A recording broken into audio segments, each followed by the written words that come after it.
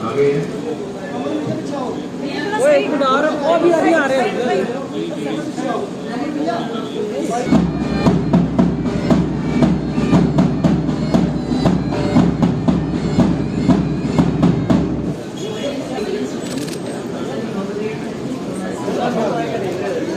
हाँ एक ही साइड यार क्या कर रहे हो सर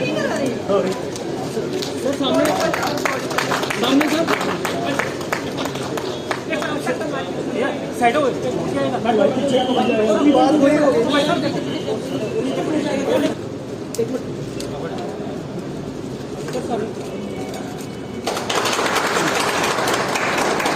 चलो विषय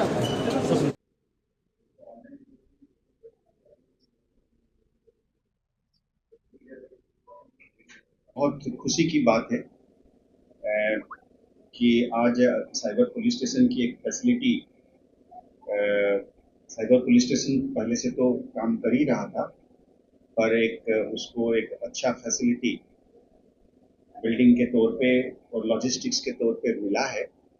तो एक हिसाब से ये जम्मू की खाली शहरी नहीं, पूरे जम्मू प्रोविंस के सारे जो बासिंदा हैं उनके लिए एक हायर लेवल ऑफ सर्विसेज मुहैया हुआ है। तो ये एक खुशी की बात है। मुझे याद है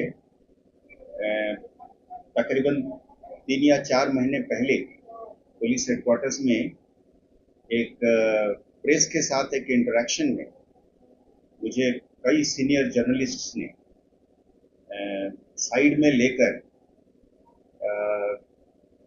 बड़ी संजीदगी और ग्रेविटी के साथ ये कहा कि साहब, साइबर को लेकर या साइबर डोमेन में जो क्राइम्स हो रहे हैं उसको लेकर आपने थोड़ा और गहरा तरीके से सोचना चाहिए।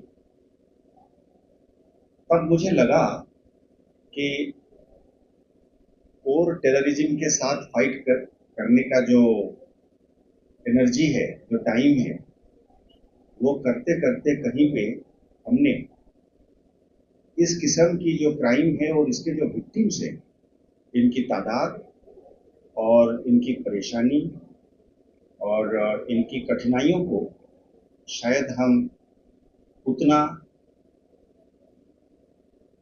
सीरियसली नहीं ले पा रहे हैं और उसमें उतना एनर्जी और उतना फोकस नहीं कर पा रहे हैं। इसके साथ साथ एडीजीपी आनंद साहब ने मुझे कई बार कहा कि साहब इसमें एक मेजर एरिया ऑफ कंसर्न के तौर पे उभर रहा है।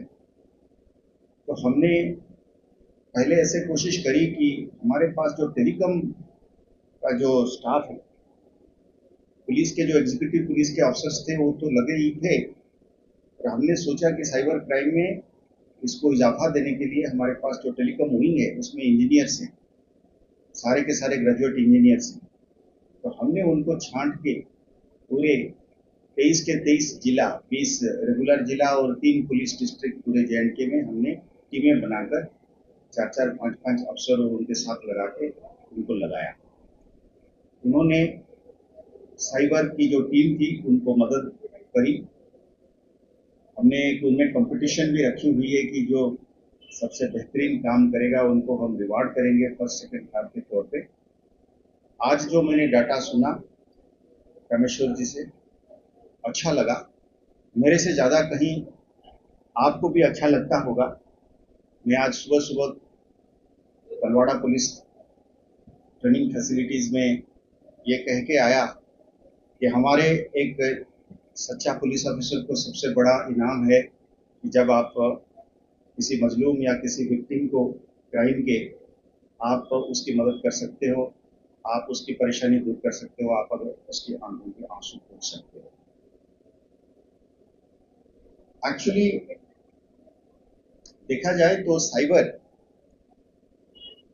माने खाली एक ट्रेडिशनल सेंस में जैसे 2 किस्म की अभी ज़्यादातर क्राइम हम देखते हैं। फ्रॉड यानी कि आपके पैसे ले जाते हैं, विथड्रॉ करते हैं। ठगी की मुख्तलिफ किस्म की मोडस ऑपरेंडी और फॉर्मेट्स में आप इंटरनेट पे होते हैं और आपको किसी ने एंगेज करता है, धोखा देता है, या फिर किसी स्टेज पे एक्सटॉर्शन पे आ जाता है और आपका पैसा चला जाता है।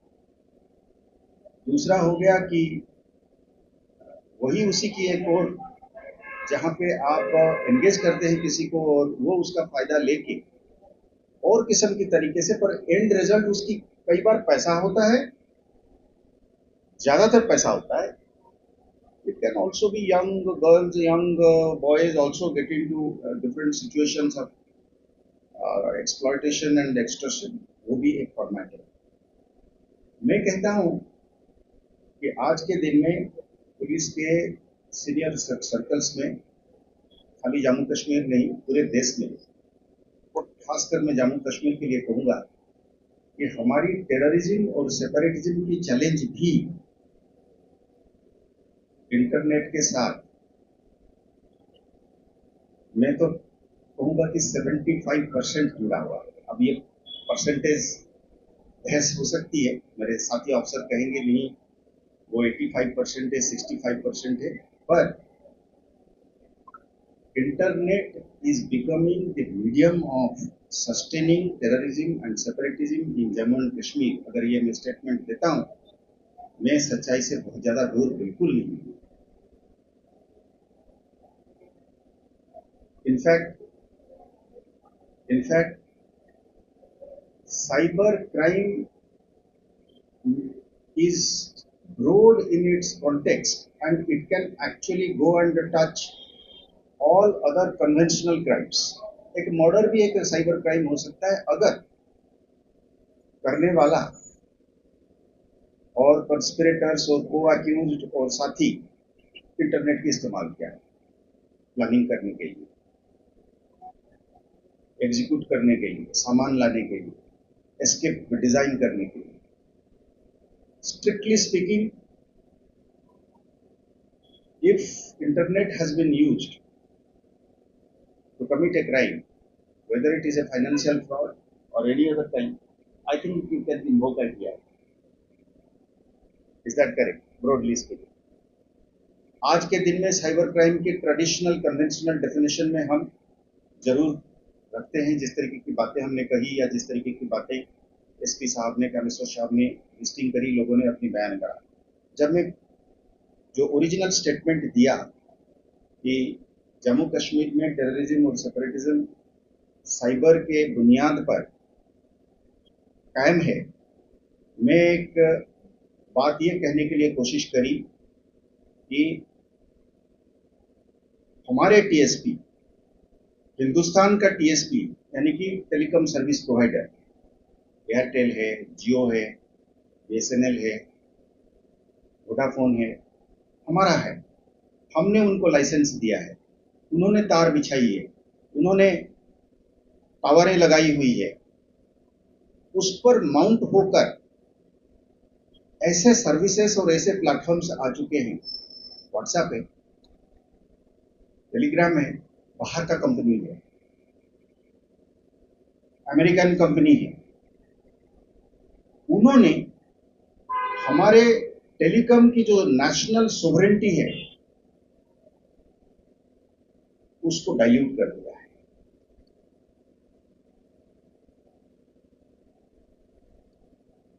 मैं ये शिकायत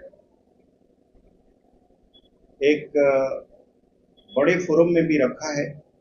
ये किसी दिन खाली सिक्योरिटी सर्कल्स नहीं, आम पब्लिक में, इन्फॉर्म्ड सिटीजन्स में, सिक्योरिटी एक्सपर्ट्स जो खाली सरकारी तंत्र के अंदर नहीं, जो बाहर भी बैठे हैं, मीडिया एनालिस्ट्स हैं, जरूर किसी ना किसी स्टेज आएगा जहां पे इस चीज की जिक्र होगी, इस चीज पे बहस होगा कि पूरा का पूरा टेररिज्म अगर पाकिस्तान में हैंडलर्स बैठकर इन्होंने अगर अंदर अपने एजेंट से बात कर सकते, प्लान कर सकते, एग्जैक्ट जियो लोकेशन पे लाके ड्रोन से ट्रैकिंग कर सकते, उधर से प्लान कर सकते हैं कोई आएगा, कहाँ उठाएगा, किस वक्त उठाएगा, इसकी पूरी की पूरी प्लानिंग के लिए पहले लोग आपस में मिलना पड़ता था या टेलीफोन की इस्तेमाल करते थे तो हमारे टेलीफोन के दायरे में अगर सस्पेक्टेड टेलीफोन है हम उसको मॉनिटर कर सकते, हम उसको ये पता कर सकते थे कि किसने किसको करा कब। अब ये सब जो है धुआं हो गया है, वर्चुअल नंबर्स की वर्ल्ड चला गया है। तो लोग बाहर बैठकर पूरा का पूरा अगर एक साजिश कर सकते हैं इन्फिल्ट्रेशन के खाते में, आर्म्स अम्युनिशन एक्सप्लोसिव्स को भेजने के खाते में, पूरा का पूरा जो है वो टेक्नोलॉजी के माध्यम से अगर आप कम्युनिकेशन सिस्टम को एक हिसाब से मिसयूज और हाईजैक कर लिया है और उसका तोड़ अभी हमारे पास नहीं है। प्राइवेसी के नाम में और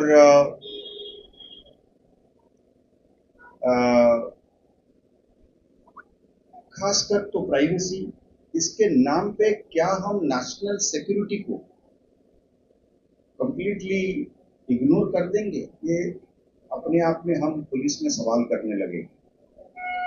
आज के दिन में अगर आपका 8 लाख रुपया किसी ने फ्रॉड करके, इत्तेफाक की बात है कि जो फ्रॉड करने वाला एंटिटी है वो इंडिया के अंदर है, एक इंडियन बैंक के अकाउंट में वो अकाउंट होल्डर है।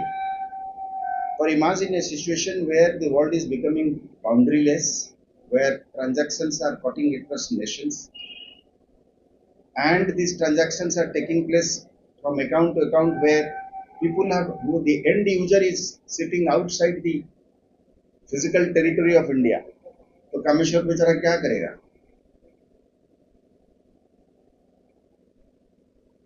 तो ये जब मैं कह रहा हूँ, मुझे अच्छी तरीके से याद है कि पुणे की एक ग्रामीण बैंक में से 120 करोड़ 5 मिनट के अंदर बैंक के अकाउंट से गायब हुआ, और उसकी जो लास्ट बेनिफिशियरीज थे वो एक एस्टोनिया में, 2 मॉस्को में, 2 लेनिनग्राद में, कुछ मिले स्टॉकहोम में, और वो 5 मिनट के अंदर उन्होंने अकाउंट में पैसे चले गए और एटीएम कार्ड से हार्ड कैश यूरोज के जरिए और डॉलर्स के जरिए निकाली।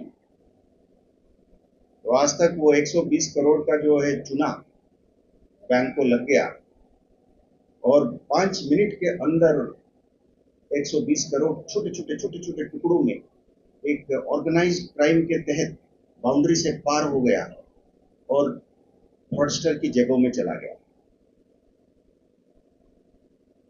I think this is a challenge which all of us have to face. हम सिक्योरिटी सर्कल्स में, सिक्योरिटी के लीगल सर्कल्स में, सिक्योरिटी की टेक्नोलॉजी सर्कल्स में हम लोग डिबेट कर रहे हैं।